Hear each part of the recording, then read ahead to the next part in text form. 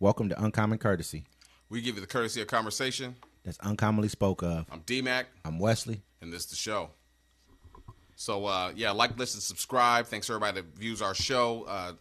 Don't forget about our sponsor, Doc Loves the Kids. Crime Scene Seasoning. Let's get into this. Man. It's breaking news. Yeah, breaking news. You want to explain to everybody what just happened? Yes, sir. Hamas leader Ismail Haniyeh reportedly assassinated. Israel was immediately blamed for the assassination. Hamas leader Ismail Haniyeh was assassinated in Tehran. Iran's paramilitary Revolutionary Guard announced Wednesday, but nobody immediately claimed responsibility for the attack.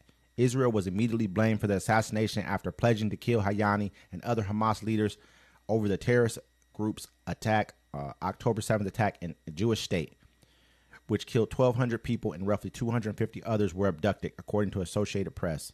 Haniyeh was in Tehran for Iranian President Mossad Pezeshkian's swearing in on Tuesday. Pezeshkian was sworn in chants of death to America, Israel.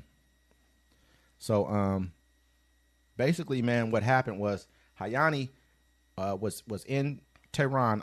Iran, which is Tehran, is just the capital of Iran. He was there for the swearing in of the new president after the last one just died. And the helicopter crash. And the helicopter crash. Yeah, mysterious helicopter crash right after they just killed blew up the Iranian what was that embassy in Syria. They retaliated. Then their president died maybe a month or so later in a mysterious plane crash. Then they got a new president now. He's getting sworn in. Hamas's leader. Everyone says that Iran is like these are all Iranian proxies. That's Hezbollah, the Houthis, and Hamas are all Iranian proxies, all funded by... The Houthis are the ones that are shooting the missiles at the U.S. ships and the cargo ships that are coming in to try to supply Israel because they want to stop them from supplying the genocide. From Yemen. From Yemen. That's where the Houthis are stationed out in Yemen. Hamas is normally is out of Gaza. That's where they got power from, is in Gaza. But this guy, Haniyeh, he's normally in Qatar. That's where he has a home base in Qatar. They let him stay there. But he just flew over to Tehran to celebrate, the inauguration of this new president. And so that after the inauguration happens, he goes back to his room, and then they said aircraft of some kind came in and shot a missile directly into his room and blew him up. Him and his bodyguard were killed. I mean, this is like you just killed. I mean, yes, they call them a terrorist organization, but they're the formally recognized government of Gaza. Yeah. Whether they're terrorists to you or not, because I'm sure there's things that happen to them which they could look at as terror as well. Look at what's going on in Palestine now. It all depends on who gets to hold the ink and the pen and call you a terrorist. Because, I mean, you can't just roll up at somebody's country and be like, oh, now they're a terrorist. No, you're the terrorist. Yeah. Because you're invading their country. Yeah. But, I mean, also they bombed, a couple hours ago, also they're bombing Beirut in Lebanon, and they were hitting civilian targets, like knocking buildings down. Yep. I mean, then they said they killed a top Hezbollah leader as well. I mean, this is all within basically a day's time, man. I mean, this guy Haniyeh has been in Hamas since 1980. He's been the leader of Hamas since 2006. Yeah. Like right after they basically gave them Gaza Strip, he became the de facto the leader of Hamas, and he's been able to evade. They've been talking about killing him for quite a while.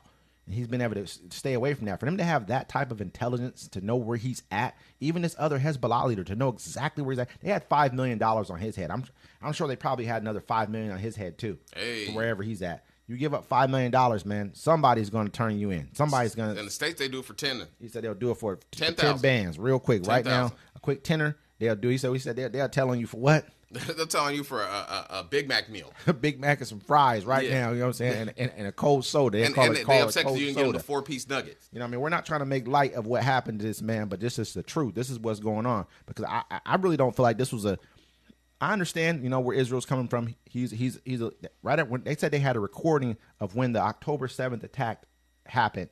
They recorded these guys because they were watching the attack happen because all their people had body cams when they were doing the October 7th attack. The Hamas militants, whatever you want to call them, had body cams. So he was watching it, and they had a recording of him saying praise Allah, kind of doing the whole bowing thing that whatever it is that he was doing.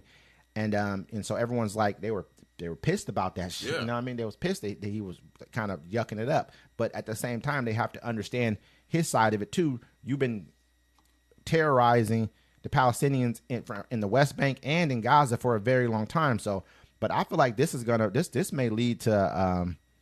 Well, I mean, the whole thing, like you were saying conflict. before, the whole thing is like, yo, it'd be one thing if they caught him in Gaza, you know what I'm saying, or somewhere else. Like, you just bombed Iran. Yeah. You know what I'm saying? Like, you attacked a foreign country. Like we were talking earlier. Like I was telling my colleague here, I was like, that's like Israel don't like P. Diddy. And they're like, oh, man, you know, P. Diddy did some nasty stuff to women where I'm at, too. And so they send a missile and blow him up in Florida.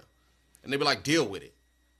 Yeah, and I was almost liking it to pretty much like, say, whether it's Kamala or it's Donald Trump, they're getting inaugurated, and a foreign dignitary, a foreign leader comes over to America to celebrate that inauguration with us. And later on that night, a foreign country who feels like that leader is a terrorist, which that could be Netanyahu because he's on other people's terror list. He's on people's list to be arrested right now. They come in and they kill him in Washington, D.C.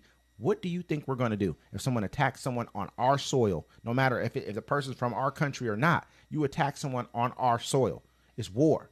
That's just what it is. I'm not trying to say that Iran was going to jump, it's going to jump that far and do something like that, because that's a pretty big jump. Because if they go to war with them, they go to war with us. But if they have to do something. I mean, at this point, it's like, look, you can't just, Israel's striking like 5 different areas right now, 5 different countries right now. And on the guts of it, it's like that bully that, like, the one kid that punks everybody because they know they got the big bullies behind them. Exactly. And but like after a while, someone's going to have to stand up. I mean, especially what's going on what's happening to the Palestinian prisoners right now, the hostages. You know what I'm saying? We're getting reports out of there where, like, they're raping them. Raping Palestinian hostages. I mean, it's pretty bad, man.